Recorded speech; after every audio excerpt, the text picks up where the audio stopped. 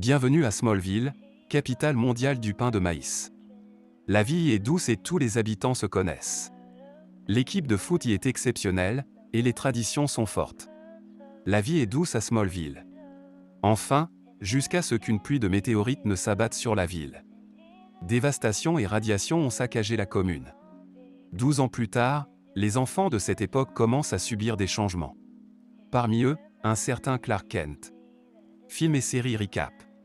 Bonjour et bienvenue, nous allons voir aujourd'hui une série de 2001, appelée Smallville. À la fin de la vidéo, vous vous demanderez: qu'auriez-vous fait avec les pouvoirs de Superman au lycée? J'espère que vous apprécierez. Clark! L'épisode commence sur Smallville, Kansas, une ville connue pour son agriculture du maïs. Mais, hormis ça, rien ne se passe à Smallville.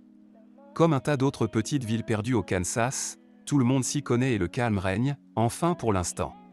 Tout en haut dans le ciel, l'avènement d'un monde nouveau arrive.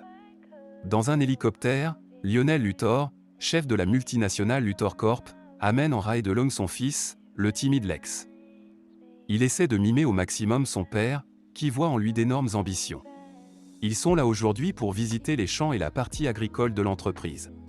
Sur la terre ferme, nous rencontrons Martha et Jonathan Kent.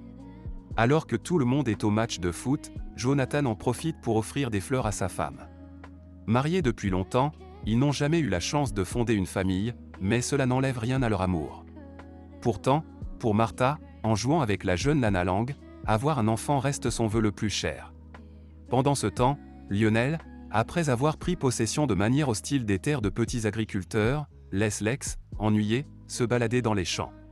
Là, il entend une voix et découvre un homme frêle attaché tel un épouvantail. Seul, l'homme le supplie de l'aider, mais Lex prend peur. C'est alors que l'apocalypse arrive. Du ciel, des météorites tombent. Une pluie d'horreur s'abat sur la petite ville. Devant ses yeux, la jeune Lana voit ses deux parents mourir. Explosions et destruction emplissent la région. Martha et Jonathan, sur la route du retour, sont percutés par l'une d'elles. Lex, dans les champs, subit également l'impact.